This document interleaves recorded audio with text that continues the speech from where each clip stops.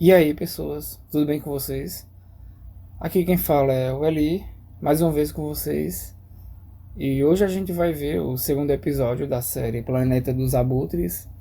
Continuando do primeiro episódio que a gente viu anteriormente, né? Eu vou estar disponibilizando no final desse vídeo e também na descrição e também no comentário fixado para que vocês vejam, tá certo? Mas enfim, sem mais delongas, vamos ver o vídeo. Olha só que legal, a gente tinha aí a nave da Demetrius, né?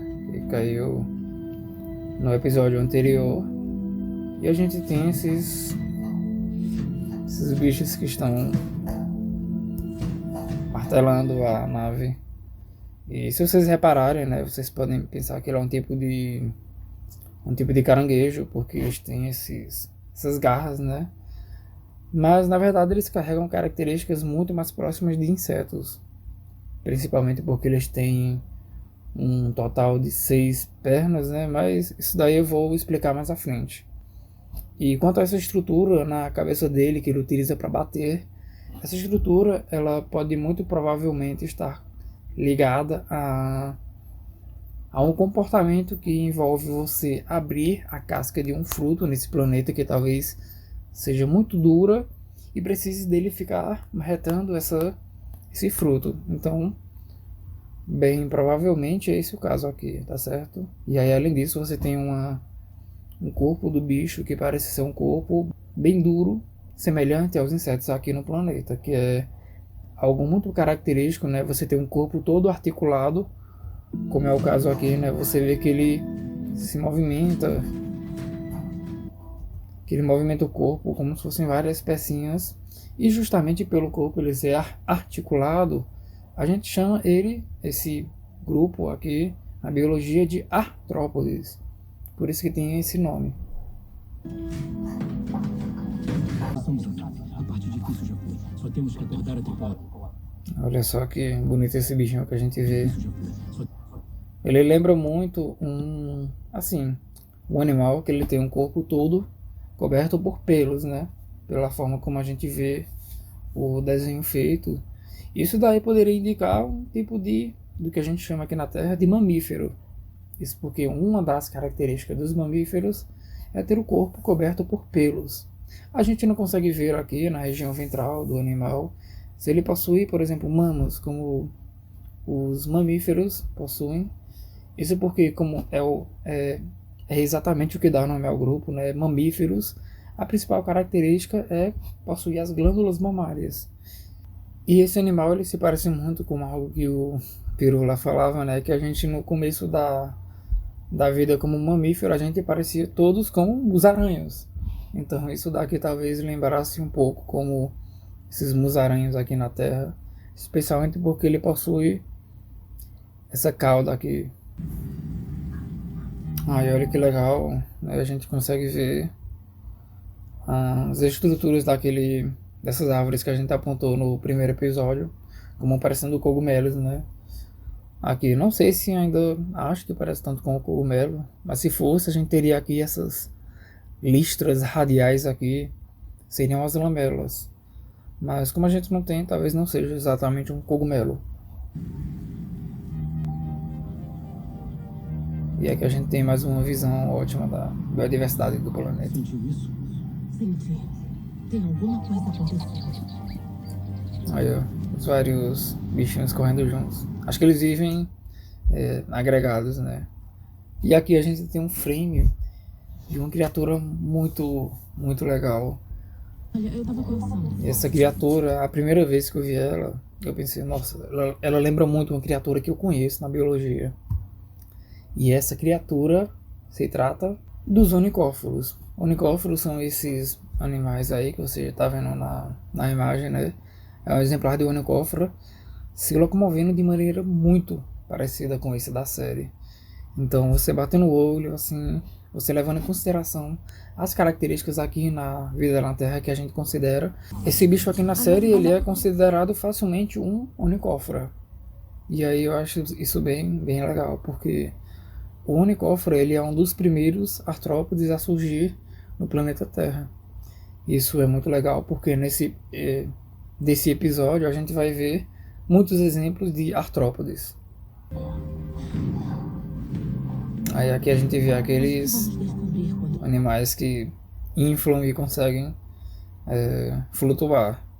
E assim, eles estão procurando fugir de algo. Provavelmente é esse clima meio ruim que se aproxima.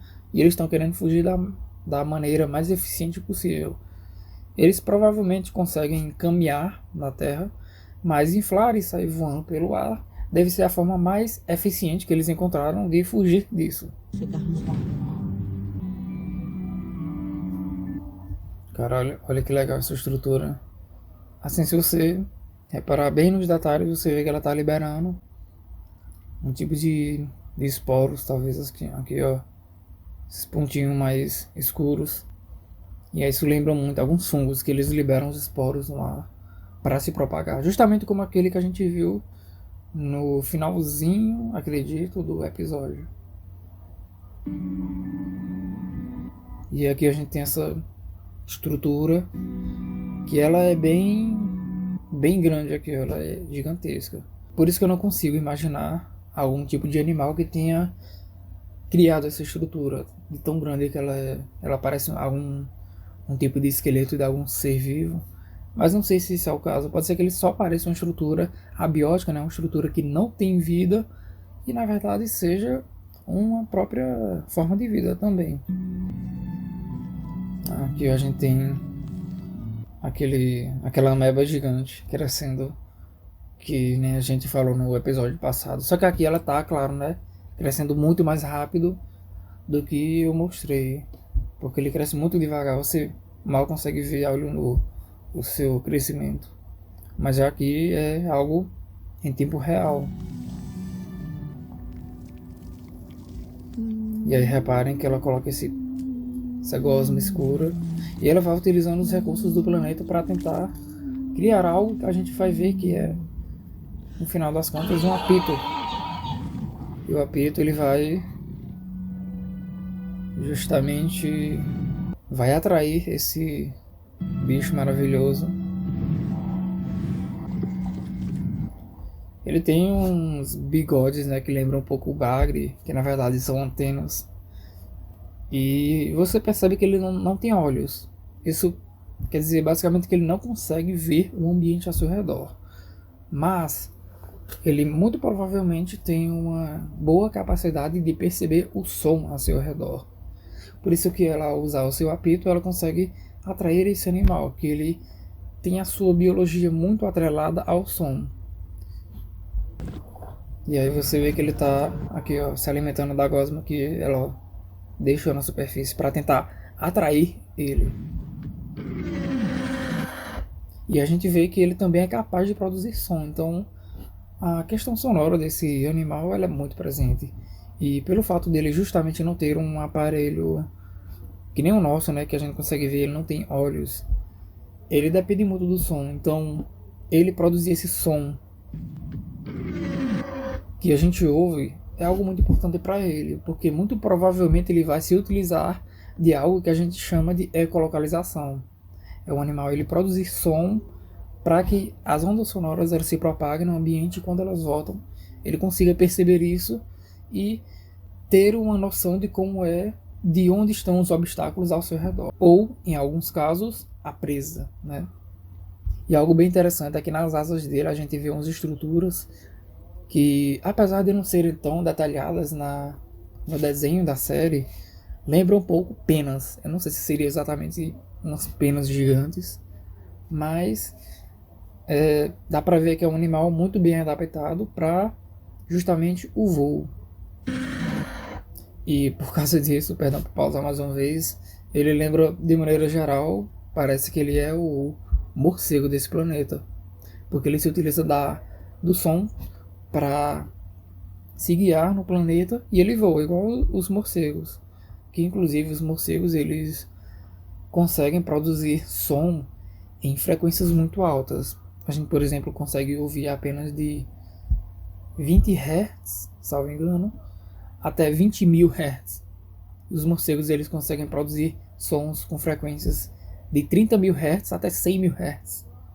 Então é por isso que a gente não é capaz de ouvir o morcego, entre aspas, gritando para ouvir os obstáculos ao seu redor refletirem um som para ele perceber esse ambiente. Olha aí, aqueles bichos que a gente falou no primeiro episódio. Você repara que a gente nem percebe que ele está aqui na superfície dessa estrutura branca e arredondada, mas como está vindo uma tempestade, eles precisam fugir. Então a gente vê que a camuflagem deles é revelada quando eles tentam fugir desse lugar. E eu também não sei se esses bichos que a gente viu,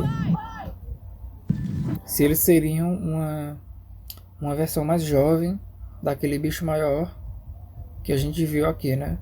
Se seria uma versão maior desse bicho que está na tela. Pode ser que seja o caso.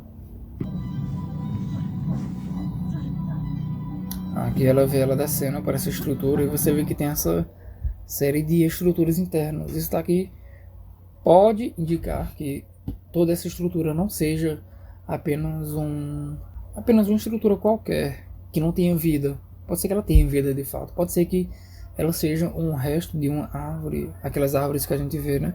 Pode ser que esse seja o esqueleto dela, mas pode ser também que a própria estrutura ela esteja viva. Olha só, ele tá assim, tendo alucinações, né? Porque ele tá vendo esse bicho na tela. Só que na verdade o bicho ele tem essa conexão mental com ele que faz parecer com que ele tá vendo ela. A tal da Fiona, uma mulher que ele provavelmente amava. Não sei. E aqui é interessante notar que aparecem aqueles bichinhos do primeiro episódio. Inclusive vale aqui um adendo, porque no episódio passado eu dei a entender que eles tinham a função de decompor aquela matéria orgânica. Só que na verdade eles podem ter um hábito de se alimentar de matéria em decomposição, ou então de matéria que está simplesmente jogada. O que é algo muito característico de abutres. Então, talvez esses sejam os verdadeiros abutres desse planeta. Olha só. A gente tem mais algumas formas de vida bem interessantes aqui. Vamos ver. Aqui a gente vê essas estruturas com essas aberturas.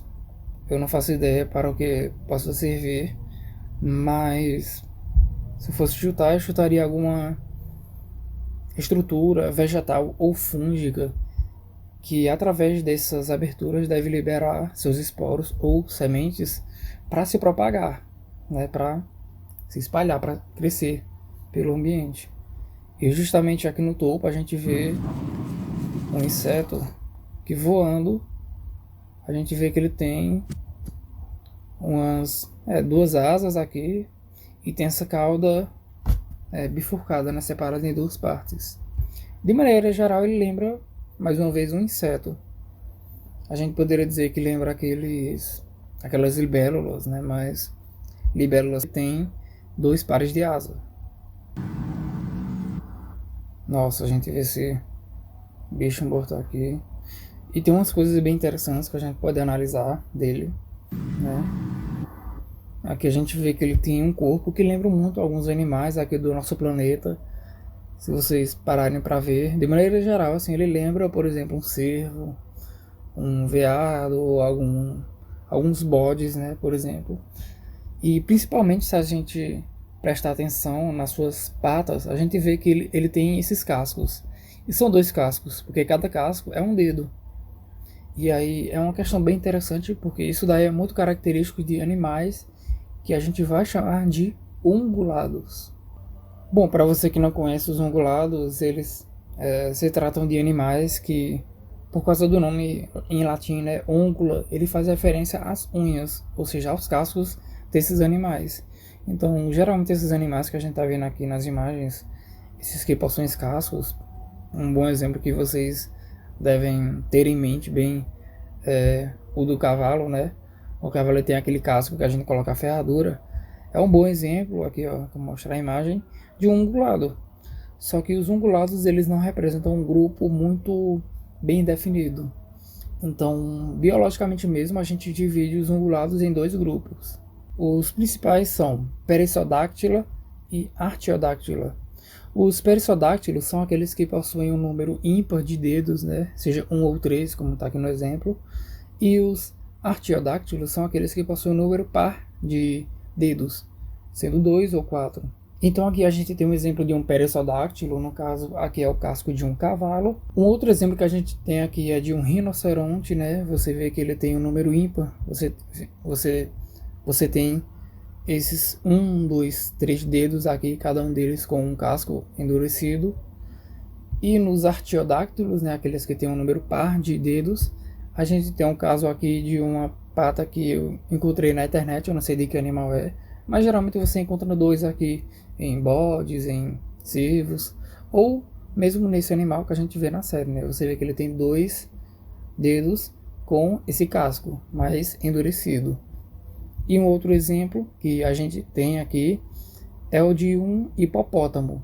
E aqui você vê que o hipopótamo ele vai ter 4 dedos aqui, ó. 1, 2, 3, 4, todos eles com essa região mais endurecida, justamente para ele pisar no chão.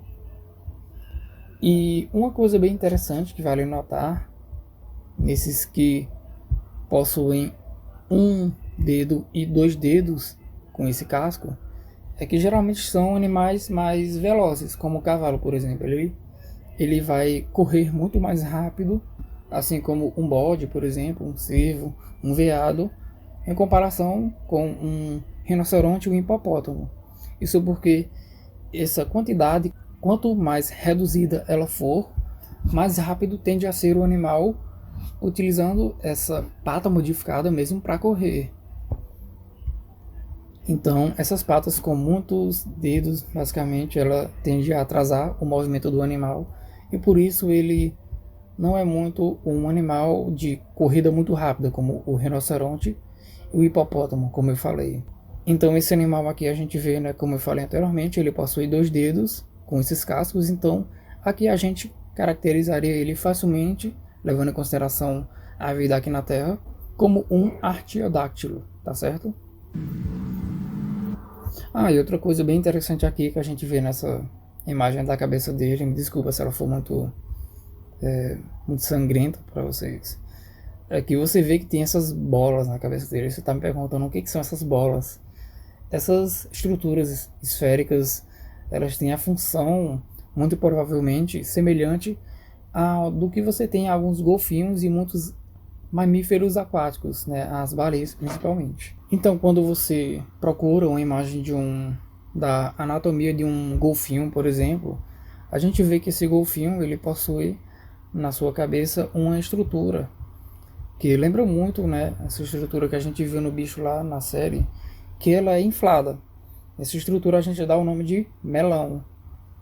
Essa estrutura ela tem a função de basicamente fazer com que o som produzido pelo golfinho ele seja amplificado. Então vai servir como se fosse uma lente mesmo. Ele vai amplificar o som desse golfinho e fazer com que o som, quando ele bate um obstáculo, de maneira semelhante aos morcegos que eu citei anteriormente, ele vai fazer com que o som ele viaje, nesse caso através da água onde ele está submerso, e quando essa onda vai e depois volta para ele, ele consegue perceber essa informação como sendo o obstáculo que está ao seu redor, ou mesmo alguma presa. E um outro exemplo de animal aquático que a gente pode mostrar, que possui também essa capacidade de se ecolocalizar como os golfinhos, né? A gente chama de ecolocalização.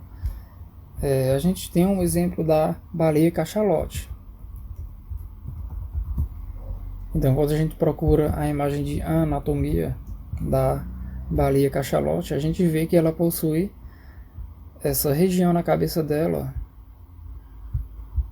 que ocupa uma boa parte da cabeça dela, né? Que é o órgão espermacete.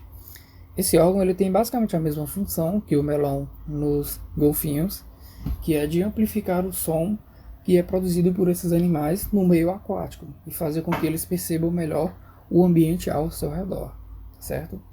E aí no caso das baleias cachalote, claro, né, é um órgão assim imenso, como a gente vê nessa imagem esquemática. Eu não sei se tem na internet alguma imagem real disso.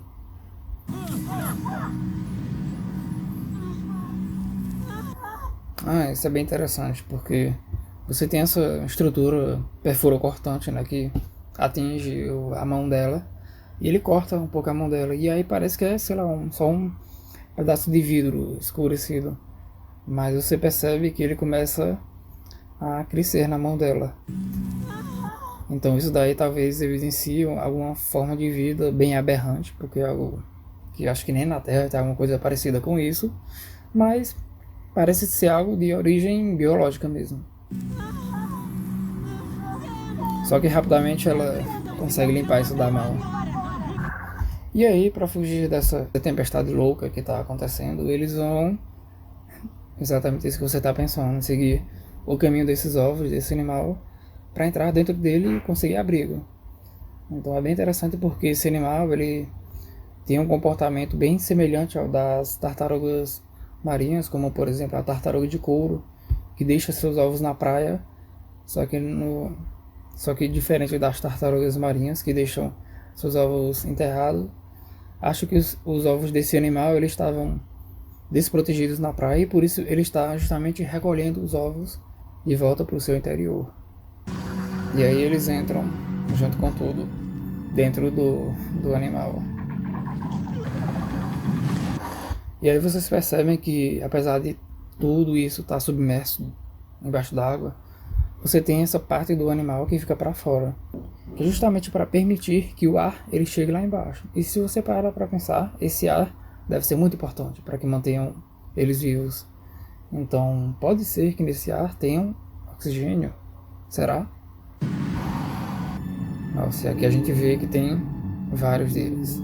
E eles fazem até um canto, né? Um barulho bem interessante. Bom, aqui de volta a gente tem uma toca com esses bichos. Você vê que tem essas estruturas que, como eu falei no primeiro episódio, são estruturas que realizam uma bioluminescência. E essa bioluminescência, aparentemente, ela produz luz o bastante para que essas graminhas pequenas assim, bem poucas, né, que crescem, elas realizem, muito provavelmente, alguma fotossíntese. Aqui a gente vê que tem esse bicho no meio dessas estruturas que produzem luz.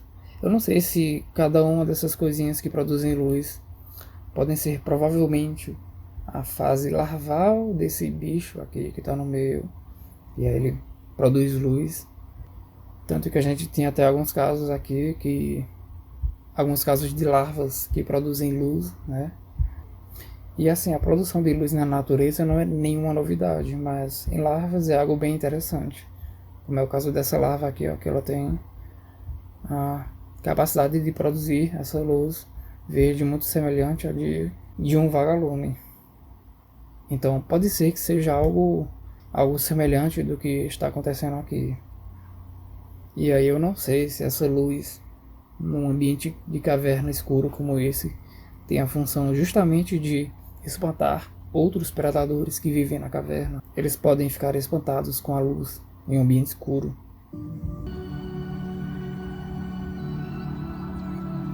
Nossa, olha essa biodiversidade escondida que a gente tinha aqui. E vocês reparem que é tudo muito verde, igual a gente tem aqui na Terra, né?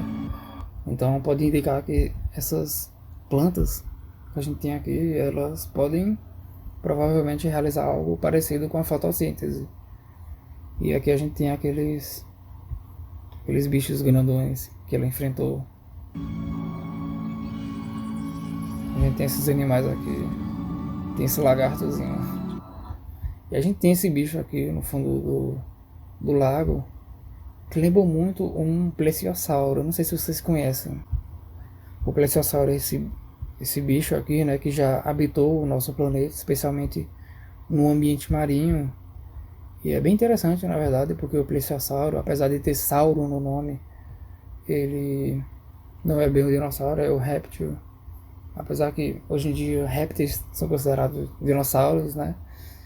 E ele tinha esse hábito de ser um bicho aquático, igual esse que a gente vê aqui, né? Tem algumas semelhanças, eu diria, com o plesiosauro. E aqui na margem do lago você tem esses animais, são os mesmos que a gente viu lá no começo, que eu falei que provavelmente são mamíferos. E aqui a gente vê como é bonita a biodiversidade, tanto vegetal quanto animal. A gente vê aqui, ó, no alto, aqueles animais que voam e se utilizam da ecolocalização. Ah, olha só, aqui a gente acha que vai ter alguns animais oportunistas, né, como a gente chama. São animais que esperam o momento certo para ter o seu alimento.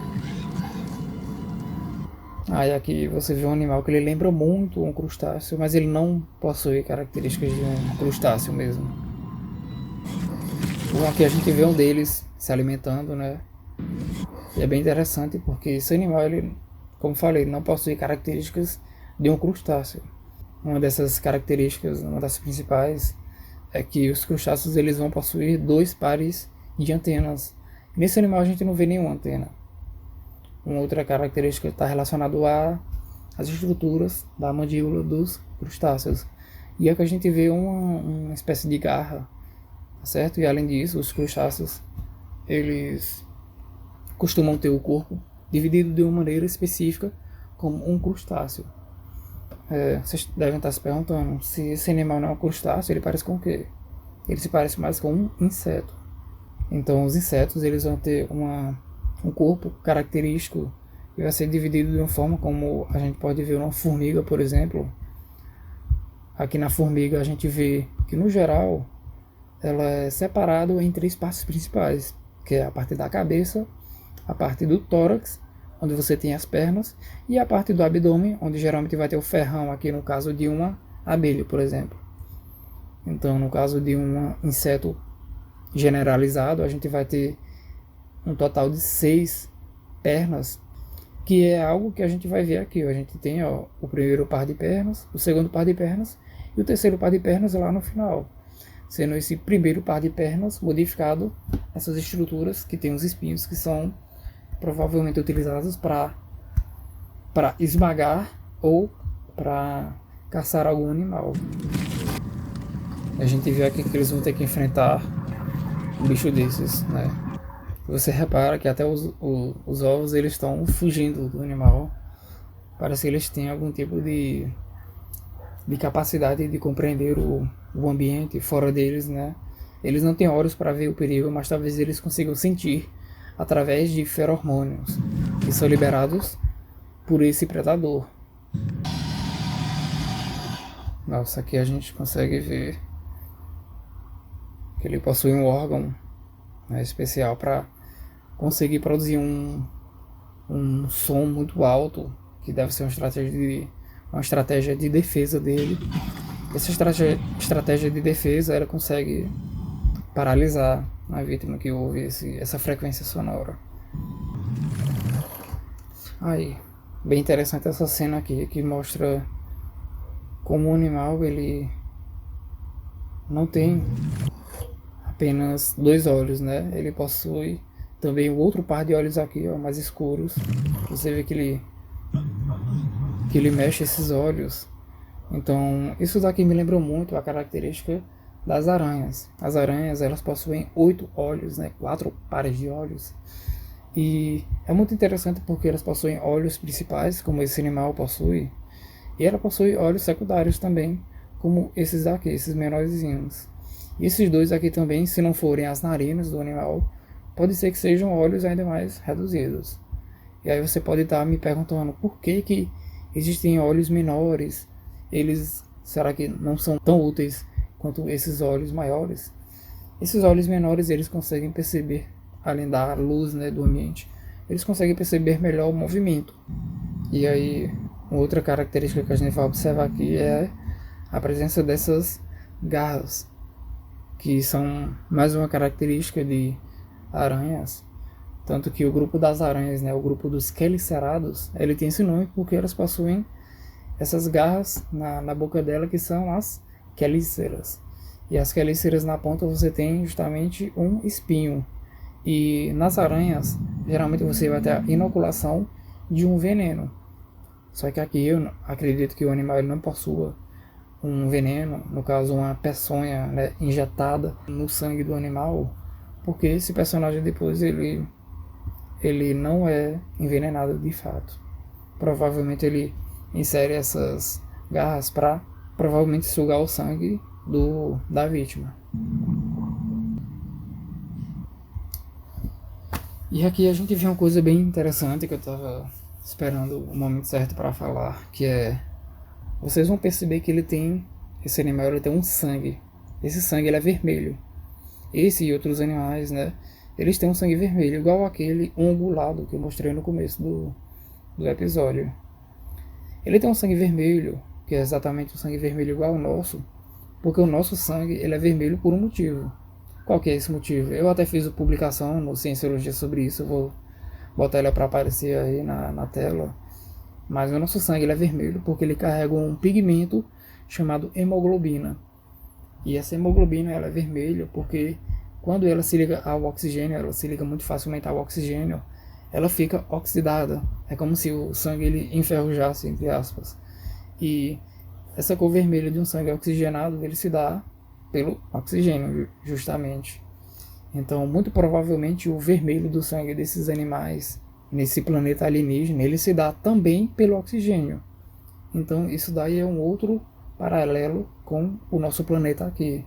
O que indicaria também o porquê que as pessoas nesse planeta, no caso os humanos, eles não estão utilizando nenhuma máscara. Se você parar para pensar, eles não estão utilizando máscara porque o planeta, a sua atmosfera, ela é rica em oxigênio. Então, respirar não é um problema aqui. E aí, o sangue vermelho desse bicho que eles mataram é mais uma coisa que reforça isso. Aí aqui a gente tem, desse lado de cá, a gente tem aquele bicho que eu tava falando, né? Ele deixa essa parte do corpo para que o oxigênio ele entre lá para baixo para os ovos. E nesse outro animal a gente tem aqui, né, de onde saíram aqueles animais menores com a carapaça que invadiram e que um deles eles conseguiram matar. E você vê que tem um animal maior que leva eles nessa região dorsal, que é a região das costas. Então talvez esse animal maior seja como se fossem os pais dele, né, que está tendo esse cuidado parental. E você percebe que além da carapaça semelhante ao que estava justamente em cima dele, você tem duas antenas aqui. Mais uma coisa característica dos insetos, e que diferente dos crustáceos, que possuem dois pares de antena.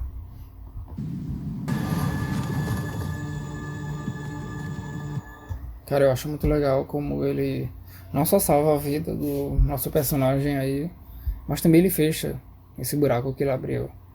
Então essa criatura aqui ela tem uma noção do perigo. É como se não fosse uma questão puramente do instinto, mas como se ele tivesse uma consciência. Talvez seja o ser vivo mais consciente desse planeta, eu não sei. E a gente vê que o Levi ele está construindo essas estruturas que podem indicar um surgimento de uma consciência no robô que tem um nível de inteligência que a gente não conhece. Isso é bem interessante porque na nossa espécie humana a gente só percebe que a nossa espécie ela teve um início de uma consciência de fato, né? Quando a gente viu que a nossa espécie ela estava construindo coisas abstratas, como essa estrutura que a gente vê. Então, um ser na natureza normalmente construir algo parecido com isso é algo muito difícil da gente ver, exceto quando ele está começando a desenvolver uma consciência de fato. E é algo que a gente está vendo no Levi aqui, como se fosse uma espécie de um ritual. Olha só, que a gente vê mais alguns grupos de animais, né? Isso além do ambiente. A gente vê aqueles ungulados que a gente falou no começo do episódio. A gente vê esses outros animais que lembram muito eles ali. Provavelmente é um outro grupo de ungulados, só que eles não têm aquelas estruturas de ecolocalização que a gente falou na região da cabeça. Mas ainda assim eles compartilham algumas características que podem indicar algum nível de ancestralidade entre eles e possivelmente evolução, né? E aqui no meio a gente tem os lagartos. E aqui em cima a gente consegue ver também um pouco desfocado esses animais de cor amarela, que são aqueles primeiros que a gente viu no começo do episódio, martelando o casco da nave Demetrius. São só algumas coisas que eu sou.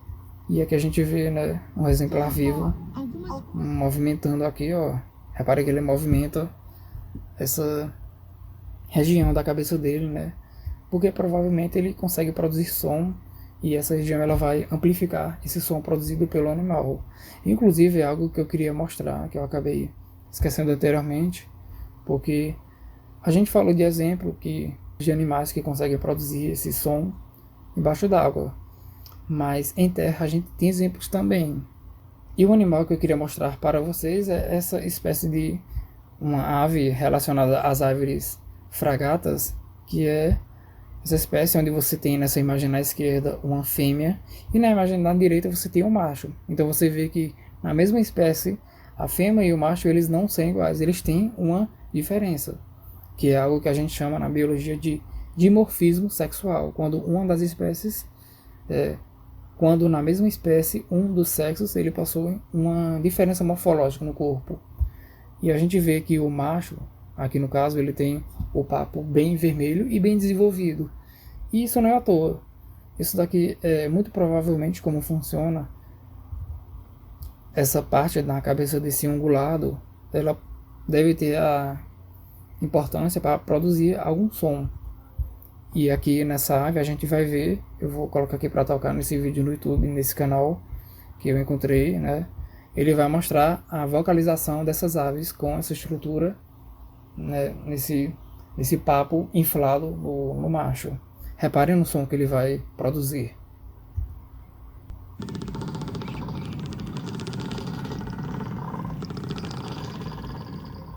Então é esse som que eles conseguem produzir, né, através dessa estrutura que amplifica essa vocalização. Esse daqui é o crédito das imagens do áudio, tá certo?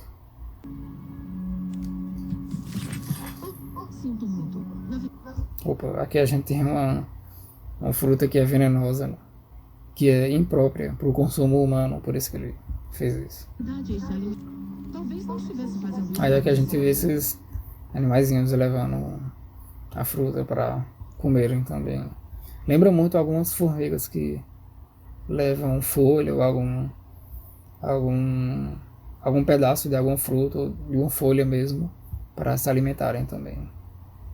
Então provavelmente esses animaizinhos, a gente vê que existem vários, né, justamente cooperando para levar essa fruta adiante. Elas devem viver em colônia, seja lá qual for esse bicho aqui. Olha, E aqui estamos de volta. Ele vai colocar novamente os ovos na praia, porque provavelmente é lá onde esses animais se desenvolvem, porque a gente viu que eles têm o hábito de viverem no ambiente aquático, assim como as tartarugas marinhas. Então os ovos se desenvolverem justamente na praia é mais fácil para depois eles seguirem de volta para o oceano. Aqui a gente vai ver que ele vai regurgitar o bicho fora. Eu não sei se provavelmente essa região onde ele guardou os ovos seria o equivalente a parte do corpo dele onde ele vai digerir o alimento, onde vai ocorrer a digestão. Então por isso que ele botou para fora, porque ele não deve ter interesse em digerir aquele animal. Aí a gente vê aqui mais uma vez a série finalizando o episódio mais uma vez com essa flor. E eu acho muito bonito como eles passam essa mensagem, né, de mesmo quando existe a morte, a gente ainda tem a vida através dessa belíssima flor. E é com isso que eu termino mais um vídeo aqui. Espero que vocês tenham gostado desse segundo episódio da série. E se você não viu, eu vou deixar aqui no final do vídeo o primeiro episódio para você que não viu. Qualquer coisa que você tiver para falar, deixa aí nos comentários. E é isso. Muito obrigado pela atenção e tchau, tchau.